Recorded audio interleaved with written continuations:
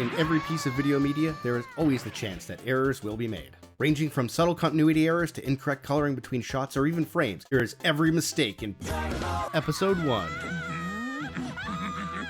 As Goku is riding the log downhill, there are two instances where the animation for his leg moving pauses despite his body continuing to move along the still rolling log, and it's super subtle. Here you can see Goku is walking the log downhill, each calculated step following the speed and motion of the log and carrying his weight. Partway through the shot, Goku's animation just stops. He's still clearly moving downhill in tandem with the log. The animators do go through the pains of animating stones leaping into the air from the wake of the log, so to not animate some dust or wood chips being flung by Goku's feet as they scrape against the log would be unlikely missed. Additionally, Goku's back foot is parallel with the log. If he was riding it with his back foot orientated that way, it would have surely dragged him off being grabbed by the friction and counterspin of the massive log. In the second example, we can be a little bit more forgiving. Bulma hits Goku with her car. Goku's thrown into a tree from the impact. Seconds later, in the next scene, rather than being in a recovery position or dusting himself off, Goku is already fully recovered and taking half cover by his giant fish. When Emperor Pilaf finds the Dragon Ball, no stars are visible on it for 9 cuts. In fact, it isn't until episode 2 that we see Pilaf has the actual 1-star Dragon Ball. Yes, I know it is hinted at in the animation through a few subtle visual cues that he does in fact have the 1-star ball, however the stars should still be visible on it. They are for Goku and Bulma. The star's absence is a mistake. In the Shrine of the Dragon Ball, one of the guard statues falls on Pilaf, revealing that there's actually a dead body inside, while in this case all that remains is a skeleton. In the first scene, the skull in the helmet is only visible through the visor. It has a fracture extending down from its left eye socket past the edge of the visor. In the second scene, the entire skull becomes visible as it rolls out of the helmet. You can now see horizontal cracks across the frontal bone, and from the front to the back of the skull on the right side of the parietal bone. Interestingly, the crack below the left eye socket from the previous scene is now gone.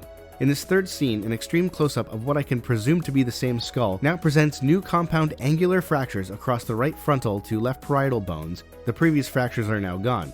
We are now also missing a bottom tooth. I'm guessing these scenes were done by multiple different animators. There's a cheat cut involving Pilaf. Mid-shot, there is a cut from Pilaf facing the camera in front of the Dragon Ball altar to a slightly smaller Pilaf facing away.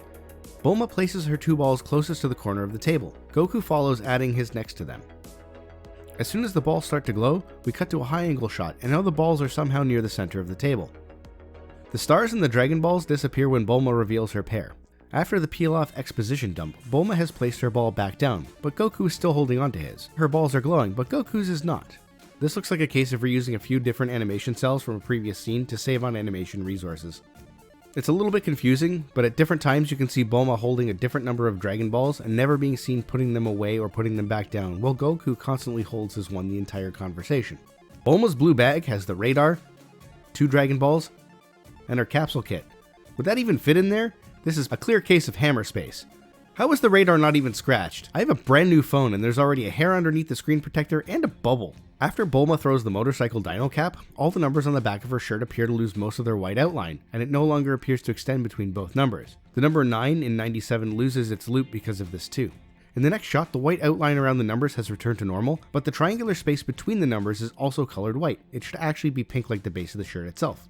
While riding the Dino Cap motorcycle, the letters on Bulma's shirt flutter, but only on part of the shirt. Originally I thought this was animated to reflect wind getting blown around the windscreen of the motorcycle, but all of Goku's body and the rest of Bulma's body react equally to the weather behind the screen or not. The serial number on the Dino Cap motorcycle disappears as soon as they become airborne. The A in Bulma is missing its white outline for a couple of frames after the landing from becoming airborne. How did Goku not see this massive pterodactyl? He was staring right in its direction! And where does he keep that rope? Pouch or something? Actually, I don't want to know this. As Bulma is being abducted, all of a sudden it's sunset. As Goku begins riding the Dino Capsule cycle, half of the serial number goes missing, but it reappears as he guns it.